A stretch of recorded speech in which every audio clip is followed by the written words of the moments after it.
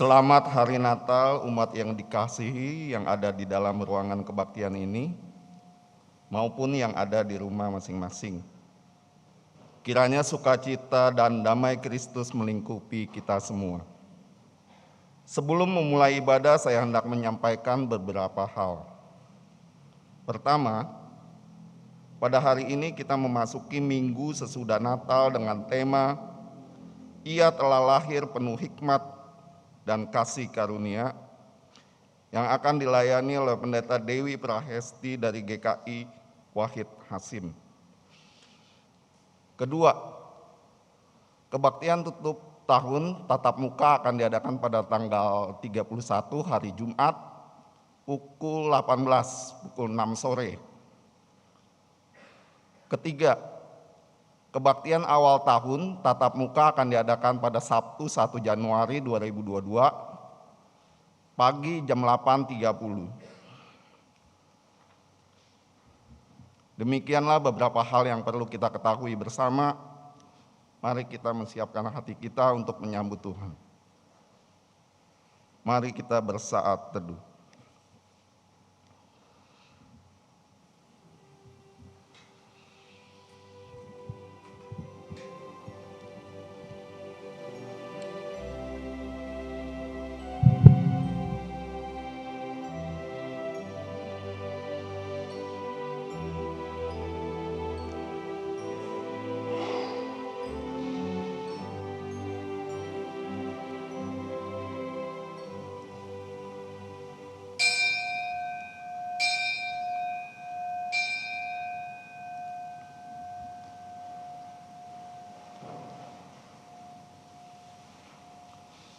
Haleluya, Kristus telah lahir. Terangnya telah terbit menghalau kesuraman. Sukacitanya hadir mengakhiri duka berkepanjangan. Damainya nyata bagi setiap orang yang dikasihinya. Mari kita bernyanyi dengan merdu memuliakan Dia yang penuh hikmat dan kasih karunia.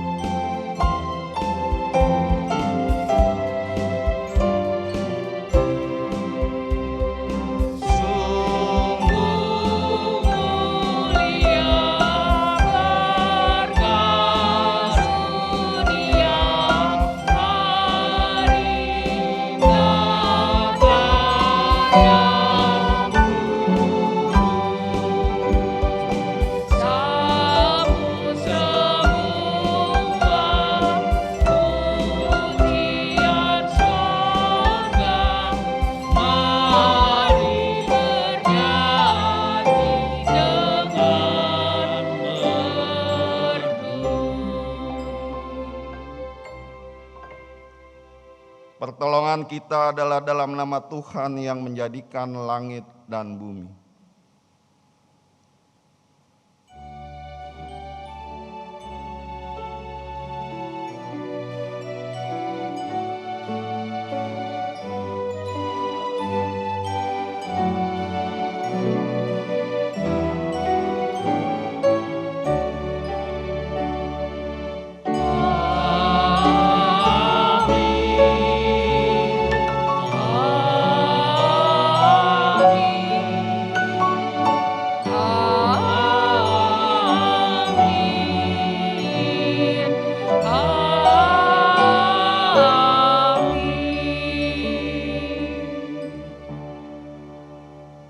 dan beserta saudara. Dan beserta saudara juga.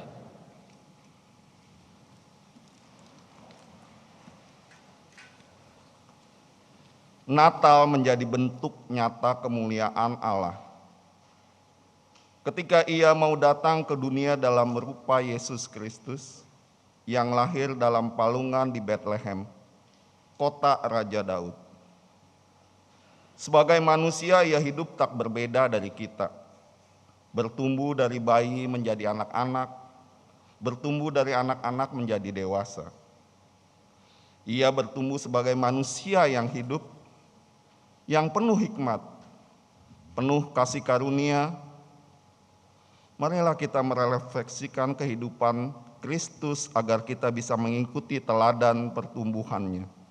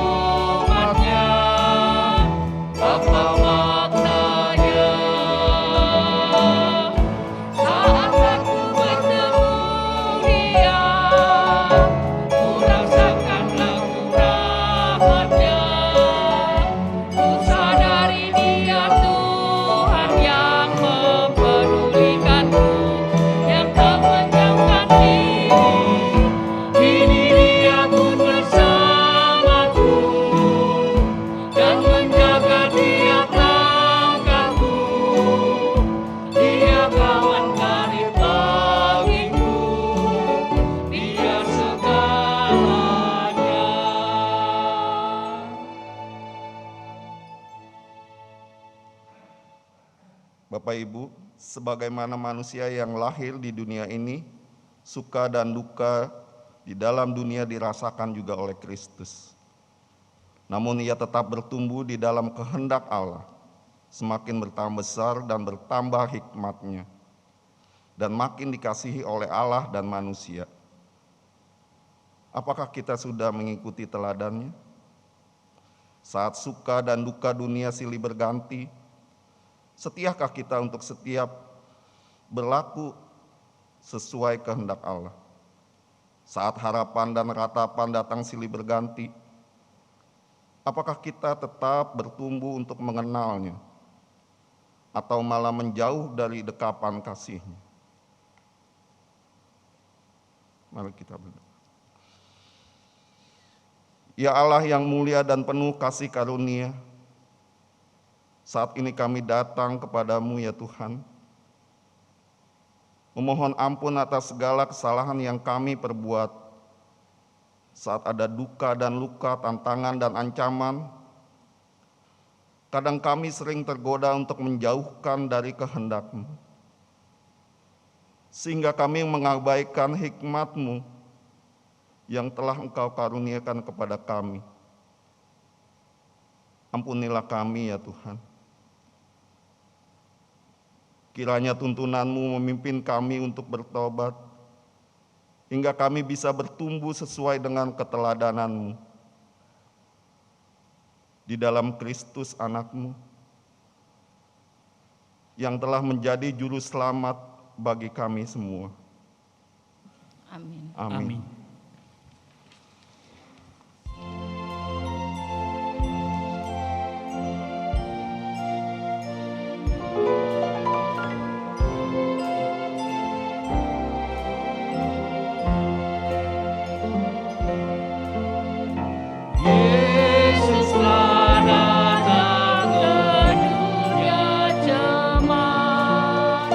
Lahir di kandang yang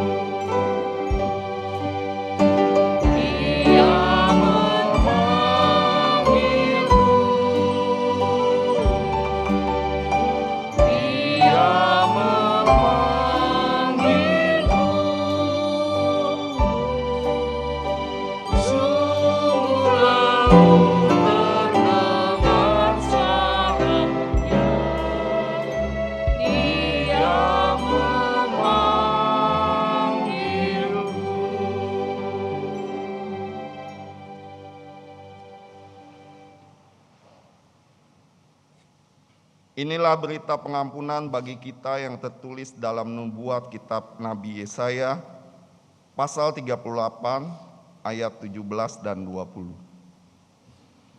Sesungguhnya penderitaan yang pahit menjadi keselamatan bagiku. Engkaulah yang mencegah jiwaku dari lubang kebinasaan, sebab engkau telah melemparkan segala dosaku jauh dari hadapanmu. Tuhan telah datang menyelamatkan aku. Kami hendak main kecapi seumur hidup kami di dalam rumah Tuhan. Di dalam Kristus engkau telah diampuni. Di dalam Kristus engkau pun telah diampuni. Damai Kristus bagimu. Damai Kristus bagimu.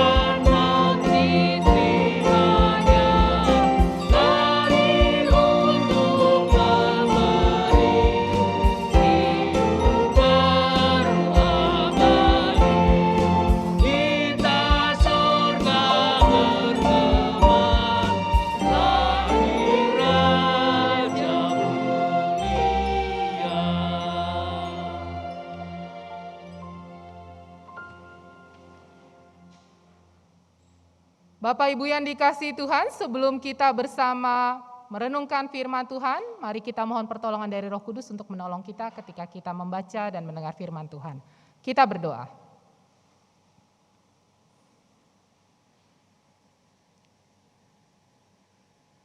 Tuhan, kami bersyukur ketika pada pagi hari ini kami boleh bersekutu bersama-sama dengan saudara seiman kami, baik kami yang berada di gedung gereja ataupun yang berada di tempat kediaman masing-masing. Yang kami yakini Tuhan juga berada bersama-sama di dalam ibadah kami pada hari ini. Kami bersyukur untuk kesehatan, kami bersyukur untuk sukacita, kami bersyukur untuk penyertaan Tuhan yang tidak pernah ada habisnya di dalam kehidupan kami. Dan ketika pada saat ini Tuhan, kami juga rindu untuk dapat mendengarkan firman Tuhan. Tuhan, tolonglah kami melalui Roh Kudus ketika sebentar kami akan membuka Alkitab, membaca dan merenungkannya. Biarlah kami dapat mengerti apa yang Tuhan kehendaki untuk kami lakukan dalam hidup kami hari lepas hari. Tuhan juga mau bantu hamba-Mu yang penuh dengan kelemahan dan keterbatasan ini. Sehingga setiap kata-kata yang keluar dari lidah, mulut, dan bibir hamba-Mu, setiap apa yang sudah dipersiapkannya hanya berasal dari-Mu saja. Jadikanlah kami bukan hanya sebagai seorang pendengar, melainkan jadikanlah kami sebagai para pelaku dari firman yang boleh kami dengar setiap saat. Berfirmanlah Tuhan, karena kami sudah siap untuk mendengarkan pemberitaan firman Tuhan. Terima kasih Tuhan Yesus, karena Engkau begitu baik di dalam kehidupan kami. Di dalam nama Tuhan kami Yesus Kristus, kami telah berdoa dan mengucap syukur. Amin. Bapak Ibu yang dikasihi Tuhan, saya mengajak kita bersama-sama untuk membuka satu bagian dari firman Tuhan dari Injil Lukas. Injil Lukas pasal 2 ayat 41 sampai dengan ayat yang ke-52. Injil Lukas pasal yang kedua ayat 41 sampai dengan ayat yang ke-52. Jika Bapak Ibu sudah mendapatkannya, saya coba bacakan untuk kita semua. Injil Lukas pasal 2 ayat 41 sampai dengan ayat 52. Lembaga Alkitab Indonesia memberikan judul perikop ini, Yesus pada umur 12 tahun dalam Bait Allah. Tiap-tiap tahun orang tua Yesus pergi ke Yerusalem pada hari raya Paskah. Ketika Yesus telah berumur 12 tahun, pergilah mereka ke Yerusalem seperti yang lazim pada hari raya itu. Sehabis hari-hari perayaan itu, ketika mereka berjalan pulang, tinggallah Yesus di Yerusalem tanpa diketahui orang tuanya. Karena mereka menyangka bahwa ia ada di antara orang-orang seperjalanan mereka, berjalanlah mereka sehari seperjalanan jauhnya, lalu mencari dia di antara kaum keluarga dan kenalan mereka. Karena mereka tidak menemukan dia, kembalilah mereka ke Yerusalem sambil terus mencari dia. Sesudah 3 hari mereka menemukan dia dalam Bait Allah. Ia sedang duduk di tengah-tengah alim ulama sambil mendengarkan mereka dan mengajukan pertanyaan-pertanyaan kepada mereka. Dan semua orang yang mendengar dia sangat heran akan kecerdasannya dan segala jawab yang diberikannya. Dan ketika orang tuanya melihat dia, tercenganglah mereka. Lalu kata ibunya kepadanya, "Nak, mengapakah engkau berbuat demikian terhadap kami? Bapamu dan aku dengan cemas mencari engkau." Jawabnya kepada mereka, "Mengapa kamu mencari aku? Tidakkah kamu tahu bahwa aku harus berada di dalam rumah Bapakku?" Tetapi mereka tidak mengerti apa yang dikatakannya kepada mereka. Lalu ia pulang bersama-sama mereka ke Nazaret dan ia tetap hidup dalam asuhan mereka. Dan ibunya menyimpan semua perkara itu di dalam hatinya. Dan Yesus makin bertambah besar dan bertambah hikmatnya dan besarnya dan makin dikasihi oleh Allah dan manusia. Demikianlah Injil Yesus Kristus, berbahagialah mereka yang mendengarkan firman Allah dan yang memeliharanya. Haleluya.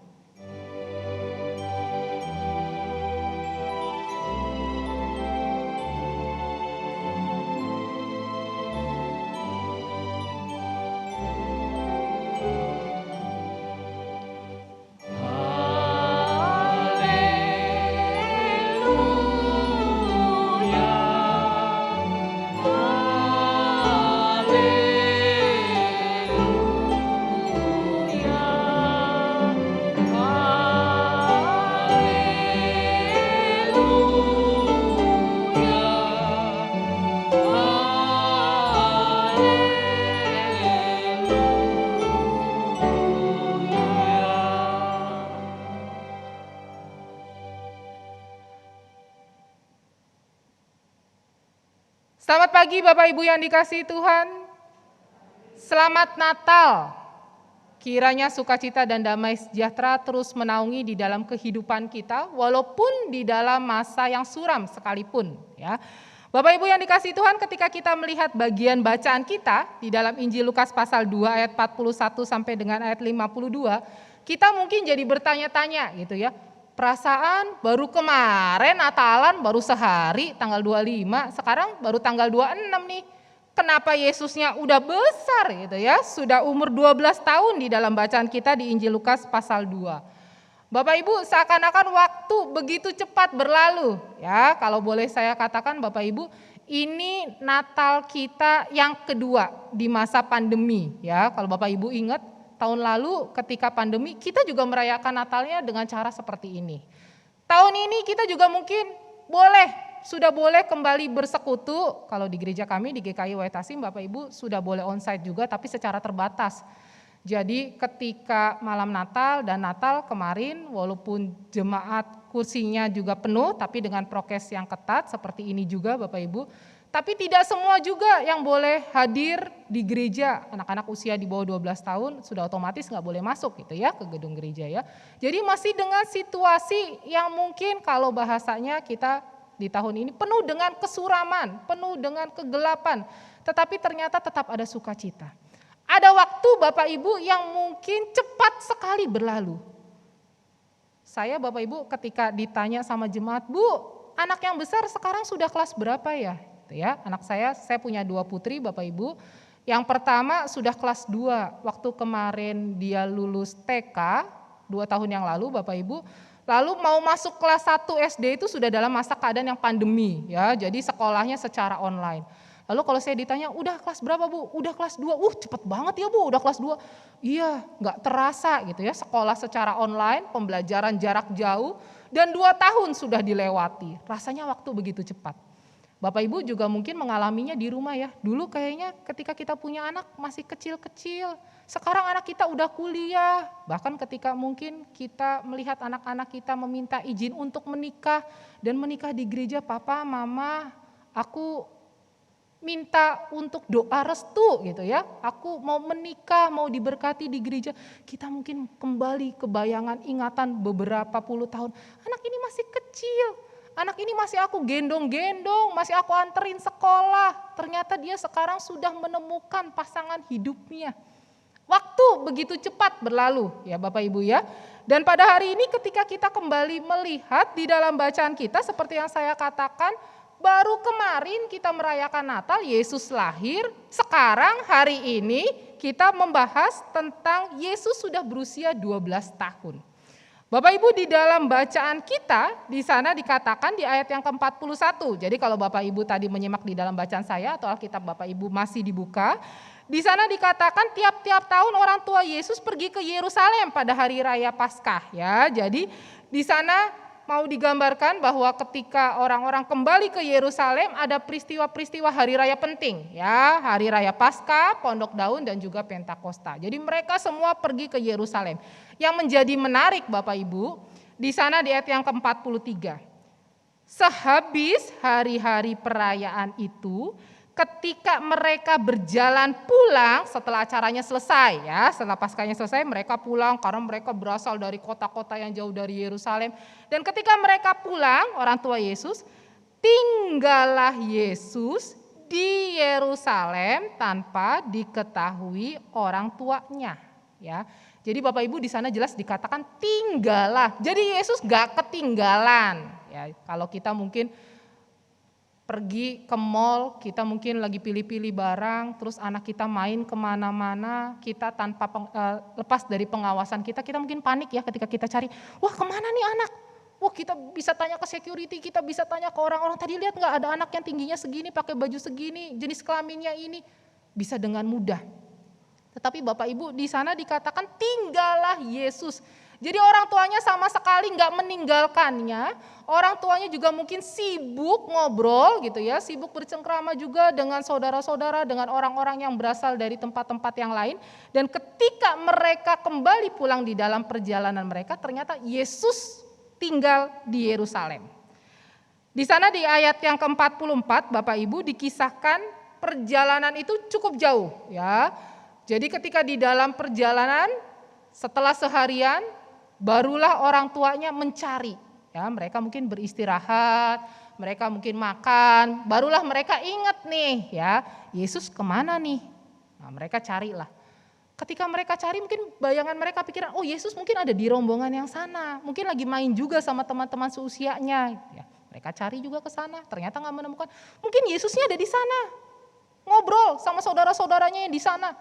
Ternyata nggak diketemukan juga Bapak Ibu. Jadi pada saat itu dikatakan kembali, lalu mencari dia di antara kaum keluarga dan kenalannya, karena mereka tidak menemukan dia, kembalilah mereka ke Yerusalem sambil terus mencari dia. Jadi Bapak Ibu, saya mencoba untuk membayangkan kalau jadi Ibu Maria gitu ya, mencoba untuk membayangkan jadi orang tuanya Yesus. Orang sebegitu banyaknya, ini anak gak tahu di mana, harus kembali lagi ke tempat yang jauh dan mencari. Ya. Lalu di sana dikatakan sesudah 3 hari. Jadi Bapak Ibu, perjalanan itu kalau saya bayangkan dicari-cari bukannya cuma sehari. Kalau misalnya tadi seperti saya katakan, kalau kita di mall, kita cari anak kita hilang, kita laporan security, mungkin security bisa bantu untuk mencari gitu ya. Sekarang kita laporan polisi, polisi juga mungkin bisa bantu untuk mencari. Zaman dulu Bapak Ibu membayangkan mereka harus mencari sendiri, dan ternyata setelah 3 hari dikatakan di sana, mereka menemukan dia di dalam bait Allah. Ya. Dia sedang duduk di tengah-tengah alim ulama, sambil mendengar dan mengajukan pertanyaan-pertanyaan kepada mereka. Ayat 46 Bapak Ibu, saya pikir ini merupakan sebuah perasaan yang campur aduk ya, yang dirasakan Maria dan juga Yusuf. Yang pertama, kalau saya mencoba untuk menafsirkannya, Bapak Ibu pasti senang. Anaknya ketemu. Yesus ternyata ada di bait Allah. Ya, kalau kita nemuin anak kita yang hilang kan, puji Tuhan, kamu ketemu, jangan kemana-mana lagi. Pasti kita omelin dulu gitu ya, mama khawatir. Tapi pasti yang pertama kita udah senang dulu, karena kita lepas dari kekhawatiran kita gembira anak kita ditemukan. Yang kedua Bapak Ibu, perasaannya, kalau saya mencoba untuk menafsirkan dan melihat Bapak Ibu, di sana apa nih yang dilakukan oleh Yesus? Dia duduk di tengah-tengah alim ulama, mendengar mereka dan mengajukan pertanyaan-pertanyaan. Jadi Bapak Ibu bayangin, anak usia 12 tahun duduk di bait Allah di tengah-tengah orang yang sangat mengerti agama gitu ya, alim ulama. Di sana dia dengerin.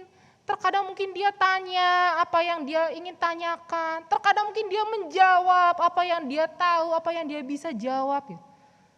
Sebagai orang tua Bapak Ibu, sebagai orang yang biasa-biasa saja, saya mencoba untuk membayangkan kembali perasaannya orang tuanya, mungkin pasti takut, mungkin khawatir. Bapak Ibu, seringkali kalau kita di gereja, kita yang punya anak kecil gitu ya, kalau kita bawa atau kita melihat ada seorang ibu yang bawa anak kecil kebaktian, duduk di gedung gereja selama mungkin 1 jam atau 1 jam lebih, ketika mungkin anaknya bosen, ketika anaknya mungkin nangis gitu ya, pasti mamahnya atau ibunya mungkin akan gendong-gendong, akan bujuk-bujukin. Tapi kalau mungkin nangis terus gak berhenti, mungkin akan dibawa keluar. Takut karena mengganggu ibadah, nanti yang lain jadi terganggu ibadahnya gitu ya. Dan saya mencoba juga untuk membayangkan mungkin Ibu Maria perasaannya seperti itu. Aduh, anakku ngapain di situ? Di sekelilingnya adalah orang-orang yang ngerti agama. Dia duduk di tengah-tengah situ, dia anak kecil. Kalau yang orang dewasa aja mungkin juga takut, aku juga mungkin takut. Tapi ternyata anakku ada di situ. Dia bertanya jawab. Dia menjawab apa yang dia mengerti, dia bertanya apa yang dia tidak mengerti, dia mendengarkan apa yang diajarkan. Dan di situ kembali dikatakan Bapak Ibu di ayat yang ke-48, ya, sebuah kecemasan. Nah, mengapakah engkau berbuat demikian terhadap kami? Bapamu dan aku dengan cemas mencari engkau. Ya, di sini kita melihat ada gambaran kecemasan yang tadi saya katakan. Mungkin ada kekhawatiran, nih anak hilang, nih anak gak ketemu. Tapi ternyata ketika ketemu, puji Tuhan seneng. Senengnya tapi diikuti juga dengan perasaan ketakutan. Ini anak lagi ngapain ada di bait Allah? Ya. Lalu Yesus menjawab Bapak Ibu di ayat yang ke-49. Mengapa kamu mencari aku? Tidakkah kamu tahu bahwa aku harus berada di rumah Bapakku? Ya.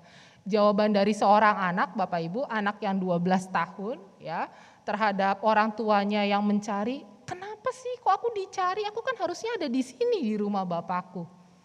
Dengan ketidakmengertian orang tuanya, dengan ketidakjelasan orang tuanya, kenapa nih anak ngejawabnya seperti itu gitu ya. Tapi orang tuanya tetap menyimpan semuanya itu di dalam hatinya, dan kita melihat di ayat yang ke-51, tetap anak ini menuruti kata orang tuanya. Yesus dikatakan di sana dia pulang bersama-sama ke Nazaret dan dia tetap hidup dalam asuhan mereka, dan ibunya menyimpan semua perkara itu di dalam hatinya. Jadi Bapak Ibu, sebetulnya banyak hal yang tidak dimengerti secara khusus dari ibunya Maria gitu ya. Kalau saya mencoba untuk mengajak kepada Bapak Ibu melihat dari ayat yang ke-19 di dalam pasal 2 juga seperti itu. Ayat yang ke-19. Tetapi Maria menyimpan segala perkara itu di dalam hatinya dan merenungkannya. Jadi ini bukan peristiwa sekali doang, Ibu Maria itu nggak ngerti apa yang dikatakan oleh malaikat, apa yang dikatakan oleh anaknya, tetapi dia hanya menyimpan di dalam hatinya, dia merenungkannya sebagai seorang ibu. Ya. Kalau kita melihat Bapak Ibu di sana, kita melihat Yesus tetap nurut nih. Yesus nggak mau bikin khawatir orang tuanya. Dia tetap pulang, dia tetap hidup di dalam asuhan orang tuanya. Bapak Ibu yang dikasihi Tuhan, ketika kita melihat bagian dari kisah Yesus yang tertinggal gitu ya, atau dikatakan di sana tinggallah Yesus di bait Allah. Dan kita merefleksikannya di dalam kehidupan kita sehari-hari. Ketika Tuhan menganugerahkan keluarga kepada kita, ketika Tuhan menganugerahkan anak-anak di dalam kehidupan Bapak Ibu. Kita mencoba untuk mendidik anak-anak kita dengan baik. Rasanya semua orang tua selalu memberikan pendidikan yang terbaik gitu ya buat anak-anaknya. Baik pendidikan di sekolah ataupun pendidikan di rumah.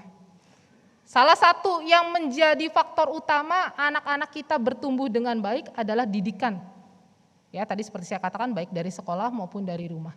Bapak Ibu, ada seorang teman yang mengatakan kepada saya, kalau bahasanya ya, karena kami masih sama-sama muda, dia mengatakan gini, gue bingung Wi sama anak gue. Dia bilang, kenapa? Anak gue bisa pelit banget.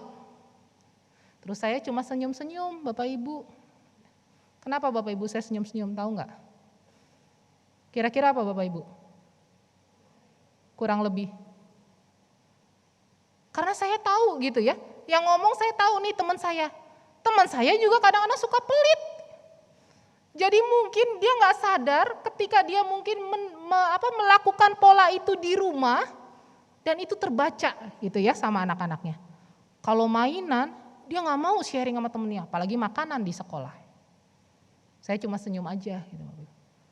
Di lain waktu Bapak Ibu ada teman saya yang bilang, bingung Dewi sama anakku, apa aja dikasihin. Dia bawa bekal makanan cuma sedikit nih di sekolah. Waktu masa belum pandemi Bapak Ibu, dia bawa roti cuma sedikit. Ada temennya yang gak bisa makan, dia kasih. Ada temennya yang gak punya pensil, pensilnya patah, gak bawa yang lain, dia pinjemin. Padahal di rumah perasaan gak pernah nyuruh juga begitu sih. Cuma ngomong aja ya kalau kamu bisa tolong teman, ya kamu tolong teman. Saya juga cuma tersenyum Bapak Ibu. Cuma dari kisah ini saya kembali mencoba untuk merefleksikan. Didikan kita sebagai orang tua disadari ataupun kita tidak sadari gitu ya. Kita kan juga nggak mungkin ngajarin anak, ayo kamu harus pelit, ayo kamu harus jahat, ayo kamu harus jadi anak yang nakal di sekolah. Rasanya nggak ada orang tua yang seperti itu. Sadar atau tidak sadar, yang kita lakukan di rumah adalah hal yang pertama yang dicontoh oleh anak-anak kita.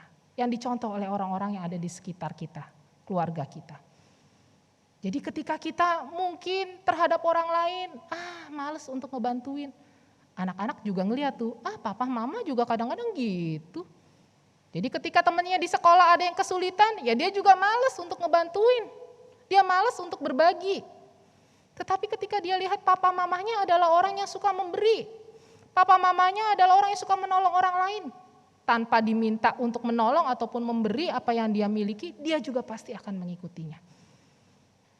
Ketika kita melihat Bapak Ibu, Yesus ini berbeda gitu ya. Berbeda dalam artian kita tidak melihat di sana bagaimana pola didikan orang tuanya Maria dan Yusuf. Tetapi ternyata dia memiliki hikmat yang baik. Ketika dia bisa bertutur kata dengan baik, ketika dia berada di tempat yang baik, di sana dikatakan di bait Allah, dengan dikelilingi orang-orang dewasa, para alim ulama, ternyata dia bisa menjawab dengan baik. Dia bisa bertutur kata dengan sopan.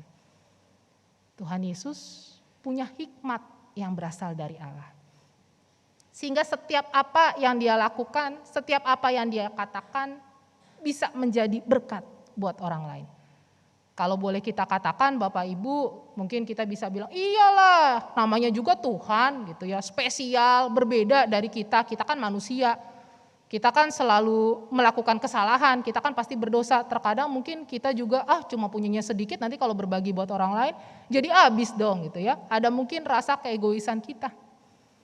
Tetapi biarlah ketika pada hari ini kita mau bicara tentang hikmat dan kasih karunia. Tuhan mengajarkan pola itu. Tuhan mengajarkan kita untuk dapat menjadi orang-orang yang berhikmat. Ketika kita bangun pagi hari, Bapak Ibu, ketika kita akan memulai hari dan aktivitas kita, di dalam doa pagi kita selain ungkapan syukur atas penjagaan Tuhan di dalam sepanjang malam tidur kita, biarlah kita dapat memohon hikmat. Tuhan, berikan saya hikmat, sehingga di dalam sepanjang hari ini, melalui tutur kata, melalui perbuatan yang boleh saya lakukan, Tuhan tuntun saya jadi berkat. Tuhan tuntun saya supaya menjadi anak-anak Tuhan yang berhikmat. Susah? Pasti. Pasti ada godaan di tengah-tengah hari, pasti ada yang namanya masalah. Tetapi ketika kita terus memohon kepada Tuhan untuk memberikan kita hikmat, Tuhan juga akan menolong kita. Roh Kudus yang akan membuat Bapak Ibu untuk terus dapat berkarya melalui setiap tutur kata dan perbuatan Bapak Ibu untuk selalu dapat melakukan yang terbaik dan menjadi berkat dengan penuh hikmat dan kasih karunia. Kiranya Bapak Ibu terus dapat melakukan setiap firman yang boleh didengar pada hari ini. Kiranya Bapak Ibu juga terus dapat memohon Roh Kudus menolong Bapak Ibu. Amin.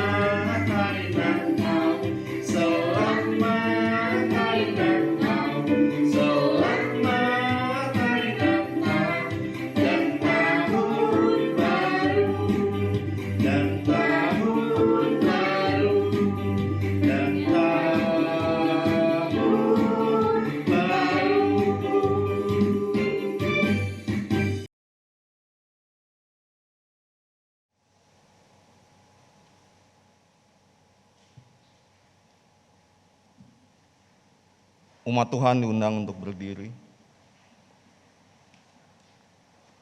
Marilah kita dengan umat Allah di segala zaman, di segala masa, dan di masa yang akan datang, kita mengingat janji baptisan kita, mengikrarkan pengakuan iman rasuli.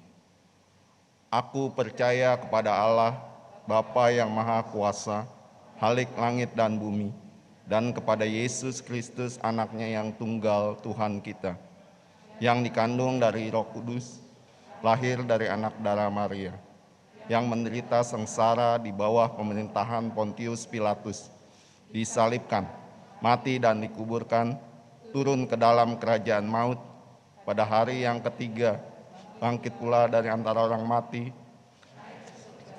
duduk di sebelah kanan Allah, Maha Kuasa, dan dari sana ia akan datang untuk menghakimi orang yang hidup dan yang mati. Aku percaya kepada Roh Kudus, gereja yang kudus dan am, persekutuan orang kudus, pengampunan dosa, bangkitan orang mati, dan hidup yang kekal. Amin. Silakan duduk.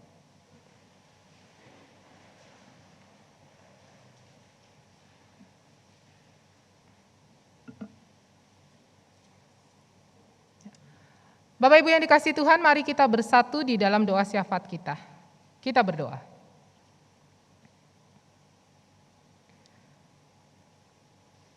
Tuhan, kembali kami bersyukur ketika pada hari ini firman-Mu kembali mengingatkan kami bahwa di dalam sepanjang hidup yang masih boleh Tuhan percayakan bagi kami, tolonglah kami untuk menjadi anak-anak-Mu yang berhikmat dan terus memiliki kasih karunia. Sehingga melalui setiap tutur kata, melalui perbuatan kami selalu Tuhan pakai untuk menjadi berkat. Pada saat ini Tuhan, di dalam doa syafaat kami juga mau berdoa untuk negara kami, untuk pemerintah, presiden, wakil presiden, para menteri beserta dengan staf jajarannya, sampai lingkup terkecil di tempat tinggal kami, ketua RT maupun ketua RW. Tuhan berkati mereka dengan hikmat bijaksana, Tuhan berkati mereka dengan kesehatan, Tuhan berkati mereka dengan segala sesuatu yang mereka perlukan di dalam tugas pekerjaan mereka. Sehingga setiap apa yang boleh mereka lakukan adalah untuk kepentingan masyarakat dan bangsa Indonesia, bukan untuk kepentingan pribadi maupun kepentingan golongan.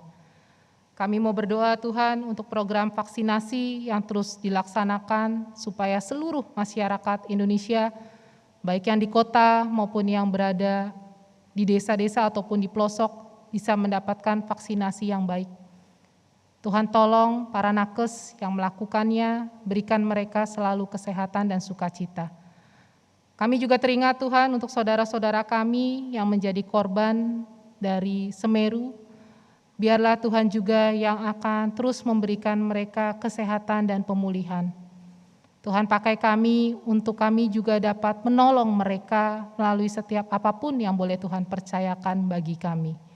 Kami juga mau berdoa Tuhan untuk gereja kami, GKI Kepaduri, untuk seluruh majelis jemaat, para pendeta dan juga penatua, untuk seluruh para pengurus komisi, biarlah ketika mereka melaksanakan setiap program kerja di tengah-tengah situasi kondisi masa pandemi ini, setiap program kerja dapat menjadi berkat, baik bagi anggota jemaat ataupun bagi simpatisan. Untuk kebaktian tutup tahun dan juga awal tahun, biarlah Tuhan juga yang akan menolong melancarkan semuanya, terutama untuk cuaca, terutama untuk keamanan, dan juga untuk sukacita bagi setiap yang boleh hadir di gedung gereja ataupun yang mengikuti di rumah atau di tempat kediaman masing-masing. Kami juga mau berdoa Tuhan untuk panti asuhan ASI Lestari di dalam setiap proses yang boleh Tuhan izinkan pada saat ini. Biarlah setiap pengurus, biarlah setiap orang-orang yang boleh terlibat, Tuhan terus mampukan dengan segala apa yang boleh Tuhan percayakan untuk mereka dapat melayani. Kami mau berdoa juga Tuhan untuk setiap usaha, untuk setiap pekerjaan yang boleh Tuhan percayakan bagi kami, secara khusus di tengah-tengah masa yang sulit ini. Ajarkan kami untuk selalu bersyukur untuk setiap apa yang boleh Tuhan percayakan bagi kami. Pekerjaan, keluarga, penghidupan yang mungkin berbeda dari masa sebelum pandemi. Biarlah Tuhan juga yang mampukan kami untuk selalu dapat menjadi berkat melalui setiap berkat-berkat yang boleh Tuhan percayakan bagi kami. Kami juga mau berdoa dan teringat untuk saudara-saudara kami yang pada saat ini bergumul di dalam kesehatan ataupun di dalam masa pemulihan mereka.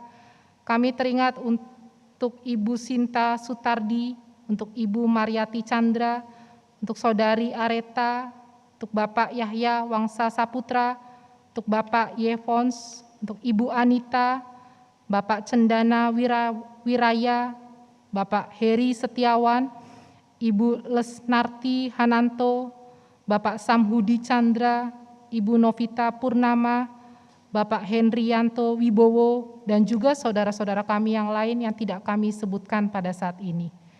Tuhan tolong pulihkan dan berikan kesembuhan sesuai dengan apa yang boleh Tuhan kehendaki baik di dalam kehidupan saudara-saudara kami.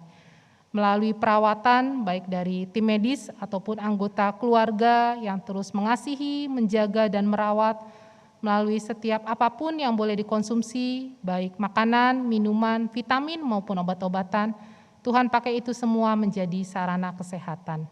Kami juga bersyukur dan bersukacita untuk saudara-saudara kami yang berulang tahun, Bapak Taufik Harsono, Ibu Rosalina Kahsim, Bapak Suryadi Susilo, Bapak Andrianto Simadibrata, Bapak Dilo Indrawan Kumala, Ibu Monika Subiantoro, Ibu Irianti Kumorai, Ibu Eldawati Gumulia, Ibu Natalia Tunggawijaya, Saudari Dana Destrianti, Penatua Artati Wiono, Saudari Maria, Ibu Lulianti Siregar, Saudari Lasmini, Bapak Arkian Rusli, Ibu Susi Budiatni, Saudari Elvira Natalia Mulyono, Saudari Nelly Veronica, dan Ibu Linawati Halim. Biarlah di dalam usia yang boleh Tuhan percayakan, saudara-saudara kami ini Tuhan terus mampukan dengan kesehatan yang baik ketika menjalani pekerjaan, aktivitas, dan pelayanannya.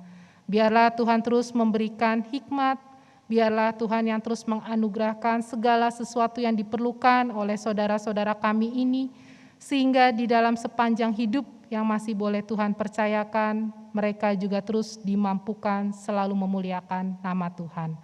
Kami juga mau berdoa Tuhan untuk pergumulan anak-anak-Mu yang pada saat ini masih terus bergumul di dalam pergumulan pribadi, baik di dalam pergumulan keluarga, di dalam pergumulan iman, di dalam pergumulan akan pekerjaan, di dalam pergumulan akan pendidikan, di dalam pergumulan akan pencarian pasangan hidup, di dalam pergumulan akan menanti hadirnya putra-putri di dalam keluarga ataupun pergumulan yang lain.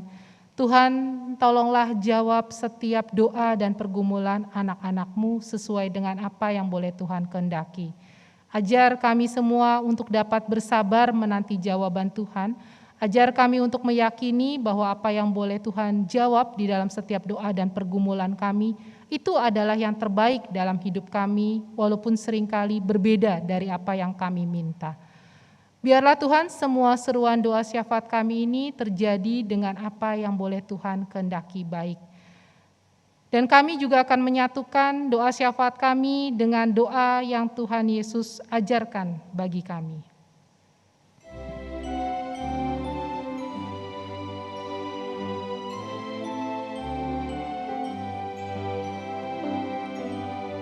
Bapa kami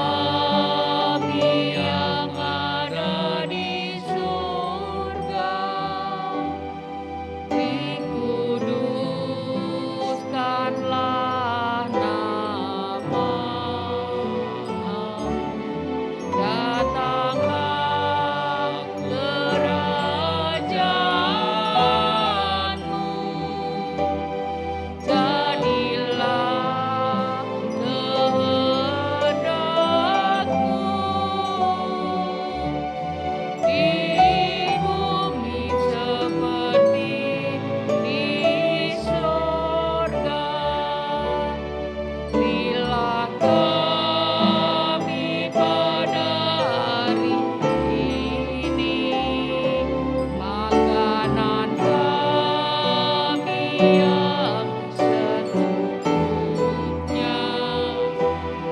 dan ampuni kesalahan kami, seperti kami ampuni yang lain, dan jauhkan kami dari pencobaan, lepaskanlah kami dari yang jahat.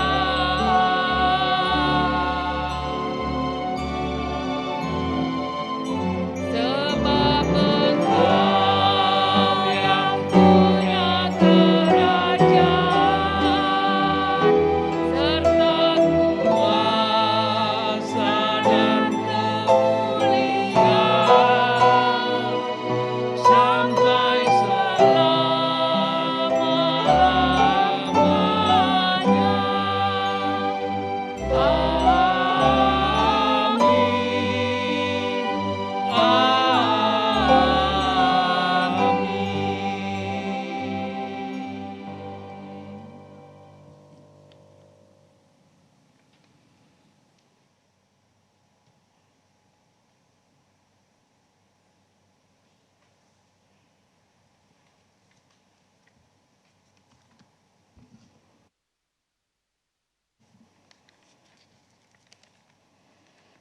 Umat yang dikasihi Tuhan Yesus, marilah kita memberikan persembahan syukur kita sebagai wujud syukur kita akan kelahiran Kristus yang memberikan kasih karunia dan hikmat-Nya bagi kehidupan kita.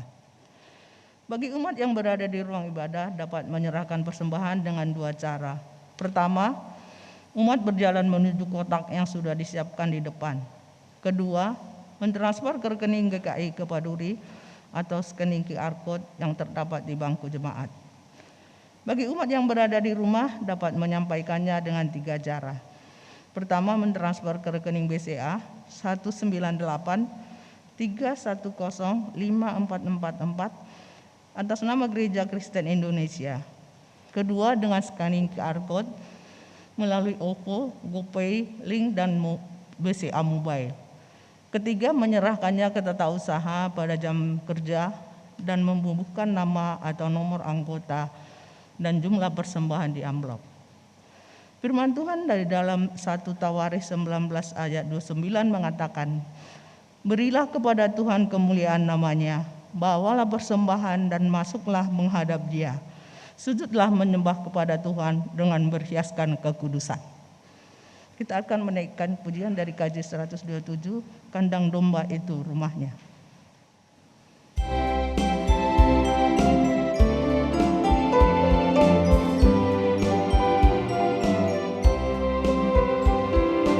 Kandang domba itu rumahnya, palungan hewan petidurannya, lahir dari Bunda Maria, Pangeran Maha Mulia.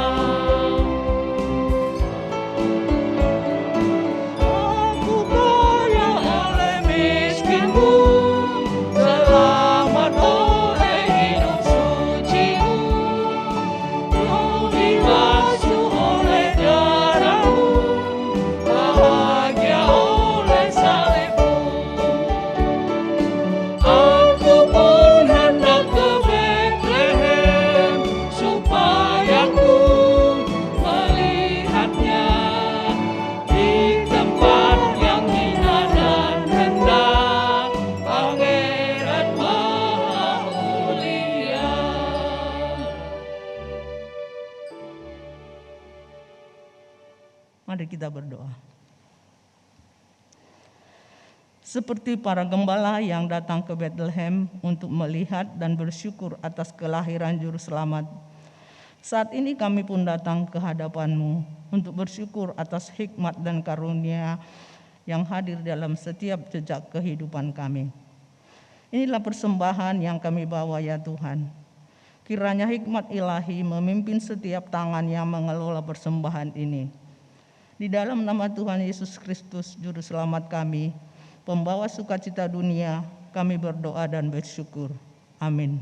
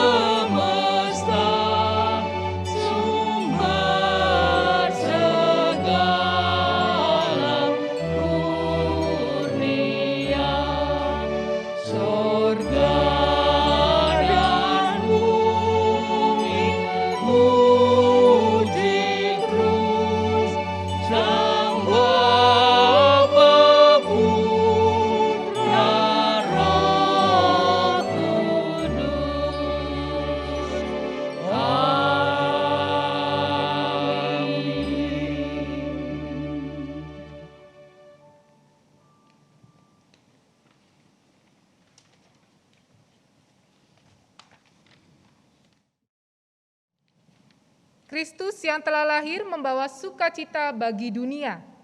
Terangnya selalu menerangi setiap langkah hidupmu. Sambutlah terangnya dengan meneladani hidupnya. Terus bertumbuhlah dalam hikmatnya, maka kita tidak pernah terpisah dari kasih-Nya.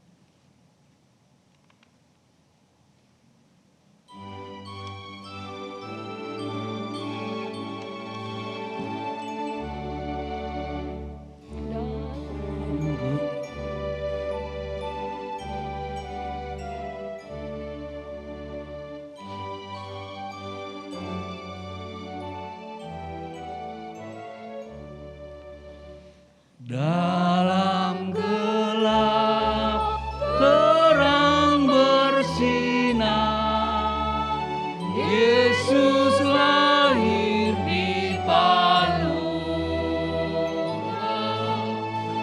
Janji Tuhan terbukti benar, kita tidak dilupakan. 「君の声が聞こえる」「